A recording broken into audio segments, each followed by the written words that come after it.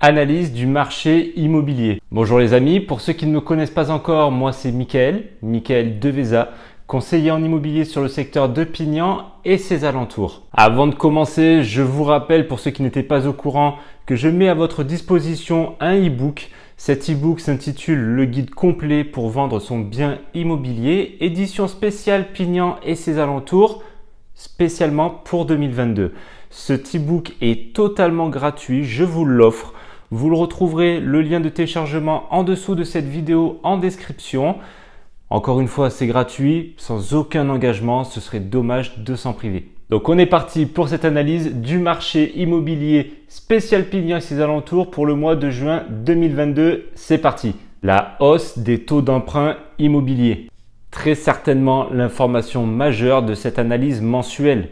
On le voit depuis quelques mois, les taux d'emprunt ne cessent d'augmenter et au début du mois de mai 2022, les taux d'intérêt des crédits immobiliers ont continué leur progression et ce n'est malheureusement pas près de s'arrêter là. Face à l'inflation qui continue de grimper en flèche, l'accès à l'emprunt devient de plus en plus difficile, particulièrement pour les ménages les moins aisés. Ce lundi 23 mai, Christine Lagarde, la présidente du BCE, a affirmé, je cite, « C'est la fin d'une période historique, les taux négatifs en Europe. » Et elle a par la suite affirmé par la même occasion que la hausse allait se confirmer au mois de juillet. Mais qu'est-ce que la BCE? La BCE est un trigramme pour Banque Centrale Européenne. Créée en 1998, elle est l'institution officielle de l'Union européenne. C'est elle qui définit les grandes orientations monétaires de la zone euro et qui prend les décisions nécessaires à la mise en application. Mais donc concrètement, qu'est-ce qu'il en est des taux d'emprunt? Depuis le déclenchement de la guerre en Ukraine, les emprunteurs qui disposent d'un faible apport commencent à rencontrer de sérieuses difficultés à emprunter. Le taux moyen sur 20 ans se négocie actuellement à 1,47% sur 20 ans hors assurance. On est donc très loin du 1% auquel l'automne et l'hiver 2021 nous avaient habitués. Et selon les experts financiers, même si nous avons vu apparaître une hausse des taux d'emprunt de 0,40% depuis le début de l'année 2022, nous pouvons malheureusement penser que d'ici la fin 2022, les taux d'emprunt pourront monter jusqu'à un taux de 2 à 2,5%.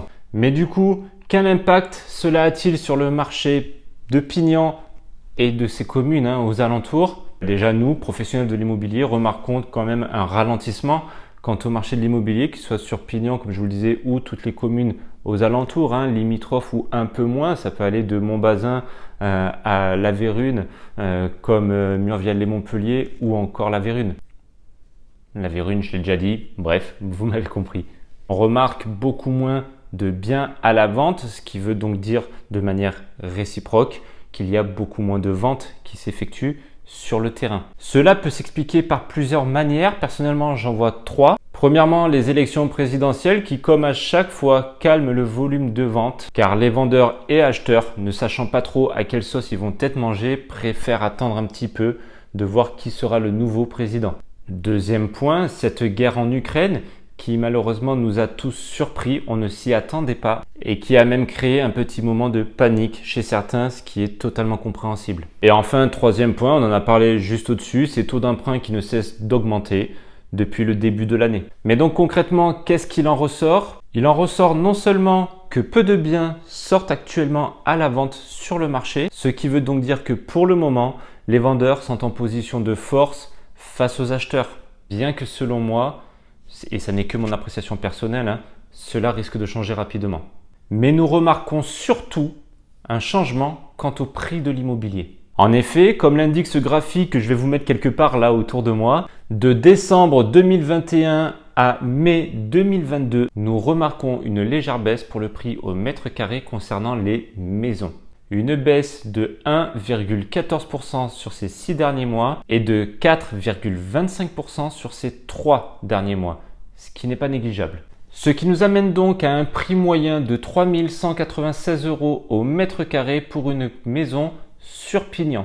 Quant à l'inverse, concernant les appartements, on note une augmentation considérable quand même de 14,64% sur ces 6 derniers mois et de 10,27% sur ces 3 derniers mois. Ce qui nous amène donc à un prix moyen au mètre carré de 3 693 € pour un appartement sur Pignan.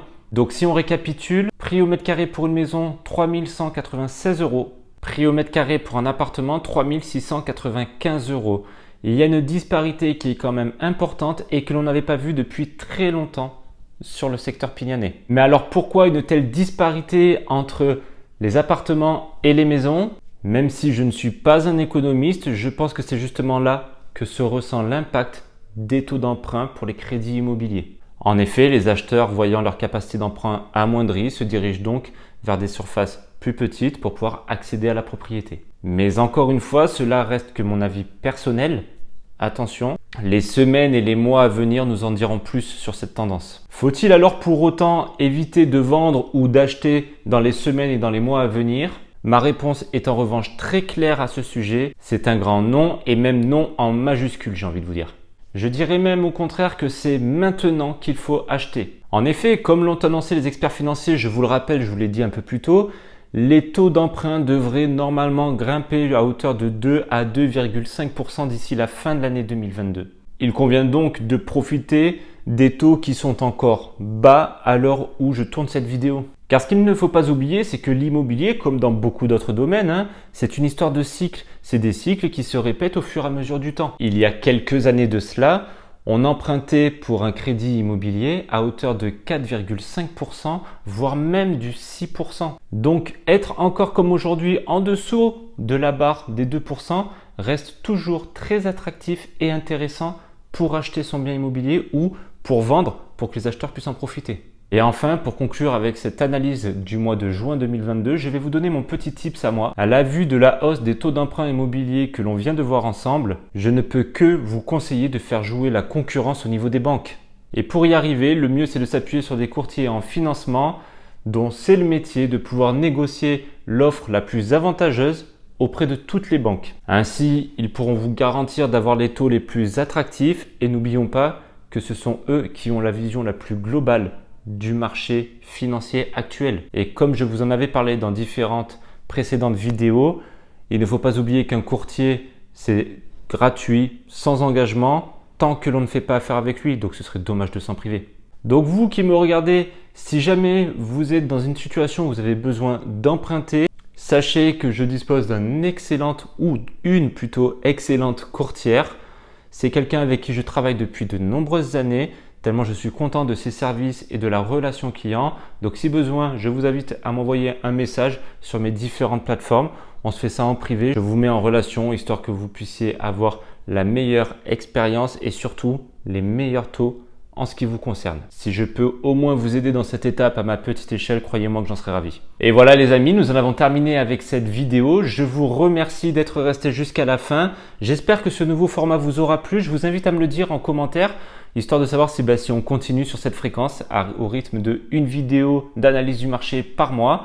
Cette fois-ci, comme je vous le disais, on avait des sujets lourds et importants. Ça ne sera pas toujours le cas. Des fois, on va parler de petites nouveautés qui arrivent sur le secteur. Ce ne sera pas toujours aussi lourd et important que celle-ci. Quoi qu'il en soit, je vous remercie une fois de plus d'être resté jusqu'à la fin de cette vidéo. Pensez à vous abonner si ce n'est pas déjà fait pour ne louper aucune de mes prochaines vidéos. D'ici là, je vous souhaite de bien vous porter, je vous souhaite de très bonnes visites et je vous dis à bientôt dans une prochaine vidéo.